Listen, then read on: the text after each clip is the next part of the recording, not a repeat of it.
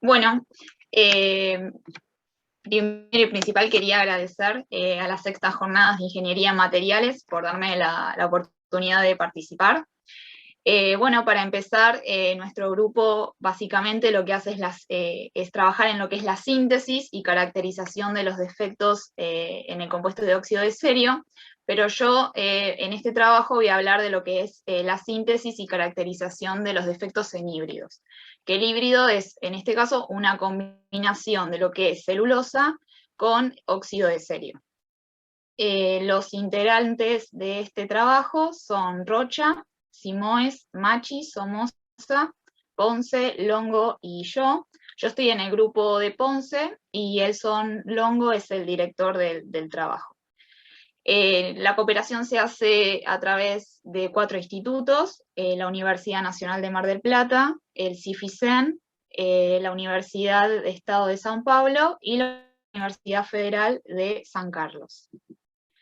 Bueno, en particular yo soy estudiante de Ingeniería Química de la Universidad Nacional de Mar del Plata. Trabajo también en el INTEMA, en el área de catálisis y superficies, y todos ellos son los integrantes del equipo. Mis directores son Celso Aldao, Mariela De Simone y Miguel Ponce. Bueno, por otro lado, nosotros trabajamos con todos estos institutos. Actualmente estamos usando los laboratorios de lo que es el CIFICEN, la Universidad de San Carlos y el UNIFEI. Bueno, empezando haciendo una breve introducción del tema. En principio, la serie, basada en nanomateriales de óxido de cerio, es uno de los sistemas más reactivos, y esto se debe por la cantidad de propiedades físico-químicas que tienen. Y en parte también por el posicionamiento de lo que son las estructuras de cerio.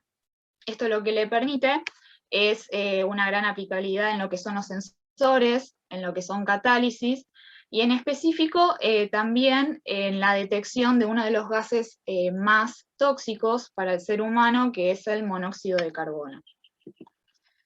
Básicamente lo que nuestro equipo hace es armar estas láminas finas de óxido de cerio y estudiar el comportamiento eléctrico cuando se lo coloca dentro de un sensor. Básicamente el sensor funciona por la presencia de vacantes de oxígeno. Estas vacantes de oxígeno son faltantes de átomos de oxígeno que se pueden encontrar tanto en lo que es el interior del grano como en la superficie.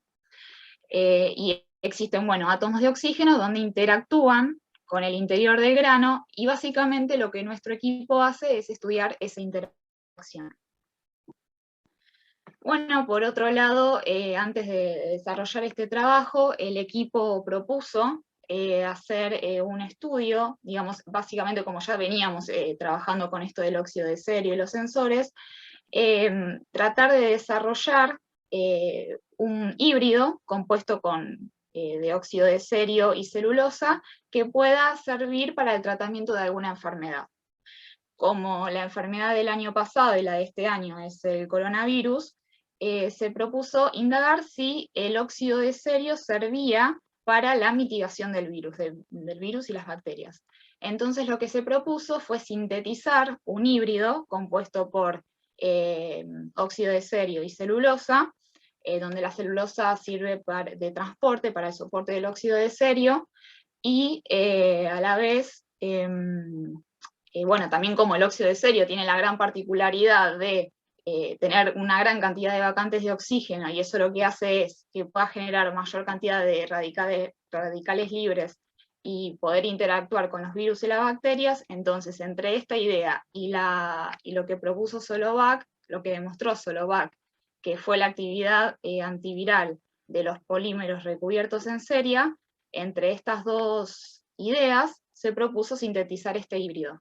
Y el equipo llegó bueno, a hacerse la pregunta si realmente este híbrido servía para la mitigación del coronavirus.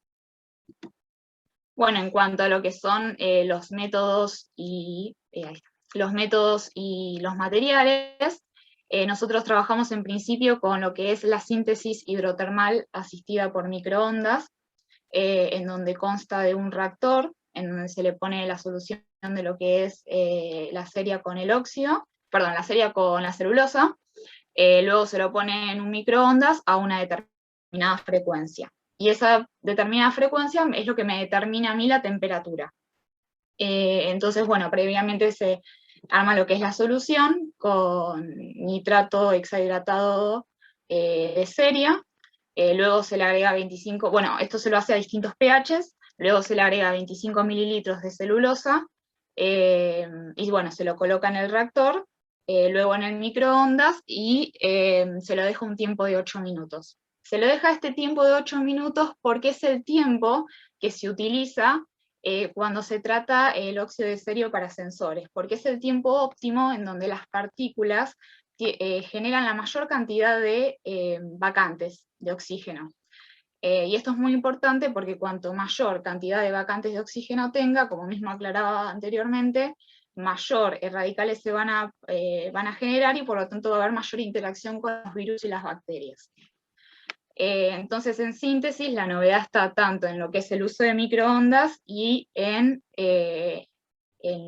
crear, digamos, este híbrido con celulosa y estas nanopartículas, en donde ambas tienen que estar bien unidas. Esto es muy importante porque si el óxido de cerio se desprende de la celulosa, puede generar una gran toxicidad en lo que es el cuerpo humano. Bueno, entre los resultados experimentales, uno de los métodos que se utilizaron es el FT, que es el espectro de derivada por Fourier, y el IR por infrarrojo, en donde se trató a dos tipos de temperaturas, 100 grados centígrados y a 120 grados centígrados, y a tres distintos pHs, pH 10, pH 12 y pH 14, y se obtuvo este resultado, en donde esta imagen lo que nos muestra es qué tan pegado está el óxido de cerio, unido, mejor dicho, el óxido de cerio con la celulosa. Y bueno, como dije anteriormente, es importante que se mantenga esta unión para evitar la toxicidad. Por otro lado, también se utilizó el método de los rayos X, que los rayos X lo que me evidencian son las distintas capas cristalinas que yo tengo de óxido de cerio y de celulosa, en donde en cada uno de estos picos, lo que yo tengo es óxido de cerio y celulosa, y en este pico más alto, que se da a 120 grados centígrados y pH 12, lo que me está diciendo es que hay una gran cantidad de óxido de cerio que está recubriendo la celulosa. Por el otro lado, también se utilizó espectrometría Raman, que es para ver los modos vibracionales y también la presencia de óxido de cerio en la superficie de la celulosa, que tanto la espectrometría Raman como el IR infrarrojo se utilizan para, bueno, para esto mismo, para ver los modos vibracionales, la presencia de óxido de cerio en la superficie de celulosa, y también para ver las vacancias. Entonces, por ejemplo, en esta espectrometría Raman, que tenemos este pico, se evidenció óxido de cerio y no se vio celulosa, que bueno, esto nos dice también de que una gran parte de óxido de cerio está recubriendo a la superficie.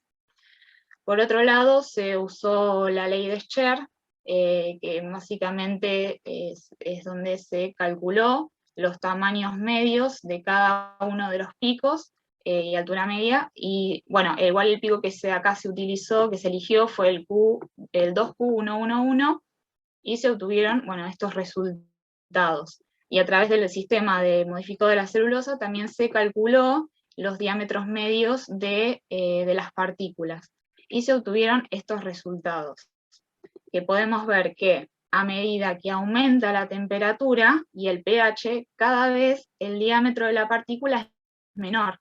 Y esto es un resultado positivo, porque cuanto menor sea la partícula, seguramente tenga una mayor cantidad de vacancias y por lo tanto va a generar más radicales y más interacción con los virus y bacterias va a haber.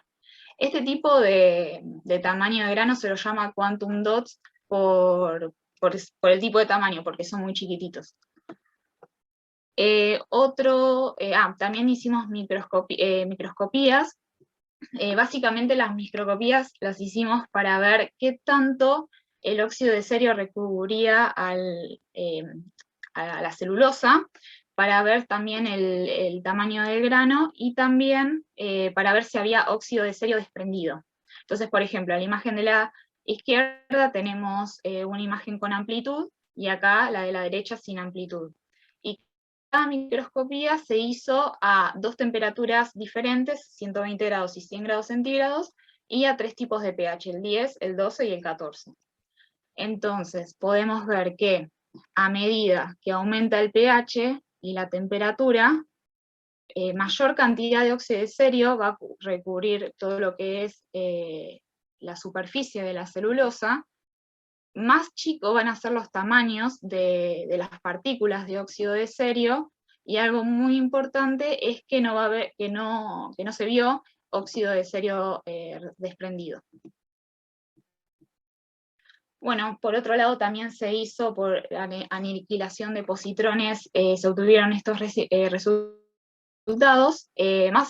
Básicamente la muestra de positrones se utilizó para ver cuánta cantidad de vacancia yo tengo tanto en el interior del grano como en su superficie. Entonces, por ejemplo, Tau 1 lo que me está diciendo es la cantidad de granos que yo tengo en el interior de mi, la cantidad de vacancias que yo tengo en mi interior del grano. Y Tau 2, la cantidad de vacancias que yo tengo en la superficie. Entonces, por ejemplo, podemos ver que a medida que aumenta la temperatura, aumenta la cantidad de vacancias, pero a medida que aumenta el pH, disminuye la cantidad de vacancias. Y lo mismo ocurre, el mismo comportamiento con Tau 2, que Tau 2 es lo que más me interesa, porque es una cantidad de vacancias que yo tenga en la superficie. Entonces, bueno, podemos ver que para 100 grados la cantidad de vacancias no varía mucho, pero para 120 grados sí. Entonces, seguramente el valor que más nos interese sea este, el 360 más menos 4, porque como había explicado anteriormente, al aumentar la temperatura disminuye el tamaño del grano, y a la vez esta cantidad de vacancias es dentro de todo, bueno, aceptable en cuanto a los resultados. Bueno, también por la muestra de positrones se obtuvo resultados similares a los anteriores. Podemos demostrar que los positrones, que la cantidad de vacancias, mejor dicho, dependen tanto del pH como de la temperatura, y que por lo tanto la actividad biocida está directamente relacionada a la densidad de efectos. Acá, por ejemplo, tenemos que cada átomo de cerio más 3 está unido a una vacancia, y también notamos el mismo comportamiento que explicaba anteriormente, que a medida que aumenta el pH, disminuye la cantidad de vacancias. Y estos resultados se obtuvo para estos 2 tipos de temperatura. Bueno, esto es una de las reacciones principales que se obtuvo. Es una de las principales y las más importantes, porque esta reacción lo que me produce son estos 2 tipos de radicales. Estos 2 tipos de radicales son los responsables de las especies reactivas de oxígeno, y por lo tanto, además, van a ser los que me oxiden tanto las bacterias, los virus, como también los hongos. Y finalmente, como conclusión al trabajo, podemos, bueno, decir que las muestras cristalinas están cerca de los 10 nanómetros, que están indicando la formación de los quantum dots de óxido de cerio. Por otro lado, los resultados corroboran la capacidad de la síntesis hidrotermal asistida por microondas, que es una técnica que produce, ¿no?, las estructuras híbridas, y que, bueno, se busca que estas estructuras híbridas puedan actuar como biocida y bactericida. Por otro lado, un incremento en la temperatura de síntesis induce a un incremento en las vacancias de oxígeno, que esto es lo que explicaba anteriormente, que al aumentar la temperatura aumenta la cantidad de vacancias. Por otro lado, los resultados XRD y PALS, las imágenes, indicaron la formación de los quantum dots a lo largo de toda la superficie de la celulosa. Los positrones se sintieron atraídos rápidamente por los quantum dots de óxido de cerio, y revelaron la presencia tanto de los defectos de oxígeno como también de las vacancias, que bueno, prácticamente es lo mismo. Estos defectos son esenciales para poder generar especies de oxígeno reactivas y que puedan ser usadas como una posible estructura híbrida para la inactivación del virus. Y bueno, finalmente queremos agradecer a todos los órganos de financiación, tanto de Brasil como de Argentina, que nos ayudaron a financiar todos estos trabajos.